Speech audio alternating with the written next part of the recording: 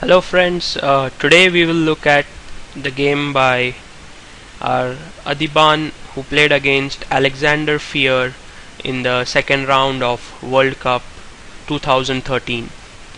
Adhiban, who had a very marathon struggle yesterday against Alexev, started off today with d4, and Fier replied with the Queen's Gambit c4 e6, and after nc3 Fier played c6. Now maybe he wanted to go into the note boom variation after nf3 dc4, but Adhiban gave him no such chances and played the very sharp e4, initiating asking black to go into the Marshall Gambit, which happened after d into e4, knight e4, bishop b4 check. And here if white wants any advantage, he has to play bishop d2 and allow the Marshall Gambit, because if he goes back something like knight c3, then black equalizes very easily with move like c5 or knight f6 followed by c5. So after bishop d2, queen takes d4, a good move, and after bishop takes b4, queen into e4. White continued bishop e2, and black over here played knight a6, attacking the bishop on b4. In this position there are three moves for white. One is three main moves: bishop a5, bishop d6, and bishop c3. Adhiban chose to play bishop a5, creating a one move mating threat with queen d8 mate. So you can see the game has become extremely sharp right from the first few moves. Over here black played b6, and Adhiban sacrificed his bishop by playing queen d6. It might look surprising for someone who hasn't seen this line, but in fact this is the main theory, and 90 games have been played with this move. Black usually now continues with f6, and he is able to maybe f6 or bishop d7, I guess. Yes, and after bishop c3, yes, f6. And black is passive after knight f3, knight e7, but he's a pawn up, and he can hope for some exchanges and trying to relieve his position. Of course, over here Fier took b into a5, and this is very surprising because 6 games have been played with this move, and white has won each and every game in it. So, but you can say only 6 games have been played, so this is the first game which I think Fier must have analyzed it quite deeply, because it could be seen from his time he was almost 1 hour 32 minutes even after some 13 to 14 moves. So Adhiban now has sacrificed a piece, and he must continue very vigorously, otherwise he will find himself in a lost position. So he continued rook d1, trying to threaten mate on d8, and black is now forced. I think there is only one move in this position, and that is to play f6. Now white cannot play something very slowly with moves like knight f3, because black will just play king f7 followed by knight e7, when he will consolidate his extra piece. So white has to play f3 here, and after queen e3, which was played in the game, Adhiban won a rook, but he's a piece down, so he won an exchange. After king f7, queen into a8, knight e7. An extremely interesting game is going on. You can just see the pawn structure. First of all, black pawns are horrible. White has got wonderful pawns. White is an exchange up, but there is something in chess known as development, and that is what black has. He is ahead in development, and that is his compensation. Over here you can see how in this position black was up the exchange. Black was up a piece, but he was behind in development.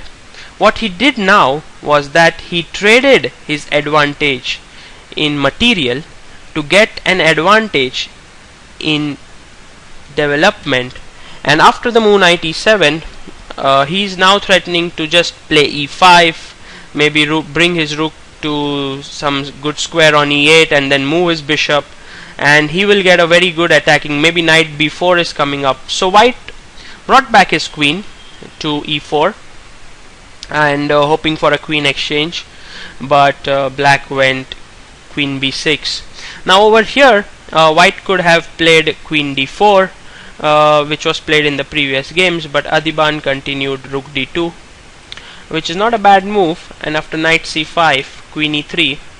I was thinking that white has a very good position here, but black is continuing here as if nothing has happened. He played e5, and you can see the black has an extremely dangerous threat. In fact, it is a positional threat of bringing knight f5 to d4, when he would have excellent control on the dark squares with his knight and the queen. So I guess the best thing for white over here, which Adhiban did, was to play bishop d3, which was a very interesting move. If you play knight takes d3, then after queen d3, white will just play knight e2 and try to finish his development. Every exchange in a way is bad for black, who is trailing behind in material. When I was analyzing, I think the best move that I felt in the game, which was not played in the game, was bishop f5, and over here white is forced to exchange, and after bishop f5, knight f5, I think white is in some difficulty as to where to bring his queen, because if he brings his queen over to the queen side, he would never be able to castle because of the black queen being on this diagonal. But on the other hand, if he plays his queen to f2, then black queen becomes very active with queen b4, and suddenly moves like rook d8 come into the picture, and black is having some excellent compensation here. Knight d3 is threatened. So in a way, bishop f5 would have been quite dangerous for Adhiban, but black continued rook d8, which is not a bad move. And over here I had a few options calculated. I thought maybe the most natural and the first instinct for me was to play bishop g6, and after knight g6 to take on d8, and after queen d8 to take on c5. And I saw that over here black would play knight f4, and he has got some very dangerous threats with moves like knight g2 and knight d3 coming up. So I tried to further analyze queen into a7, king g6, knight e2, and I felt that white was better. However, it turns out that this is an extremely complicated position after nd3, king f1, knight b2, and white is still suffering from the same old disease of lack of development, because his rook will take a long time to come out. So this position is really very complicated, and black has good compensation. So, but when I saw it with the computer later on, I found that to rook d8, black has an extremely strong move in knight f4, an intermediate move, and after knight f4 he is threatening knight takes g2, and after a move like queen d8, black can play bishop f5, and even though he is down an exchange, and I think over here he is 2 exchanges down, look at his activity, look at his piece activity. This is exactly the kind of variation which proves that black's sacrifice was very interesting. I mean, it is really not easy to refute it. So over here, after rook d8, Adhiban played a very strong move, and I'm I think it's an excellent move, bishop b1, and he offered an exchange of rooks. And after bishop b1, black took rook takes d2, and after queen takes d2, surprisingly, I was analyzing this position and I felt that it is really very interesting. Black could go bishop e6 now and attack the pawn on c4, when white, if he defends it with b3, then black would start playing a4 and gain really good counterplay. The point the point that we are seeing again and again is that even though white is ahead in material, his pieces aren't playing, like the rook on h1 and the knight on g1, whereas black has all his pieces in the game. So in short, I think that this position, it is black who is materially up than white. So the funny thing was that at this point, instead of playing on, a draw was agreed, and I think it is in a way a pretty decent result for both the players. For Alexander Fier, it means that his opening innovation worked out, and he achieved a very nice draw.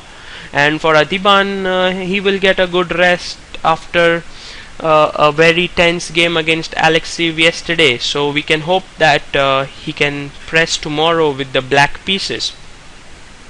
When I saw this game, this sacrifice, at first, when I gave it to the computer, it showed a clear advantage to white after the move f3 and take on c6 and take on a8.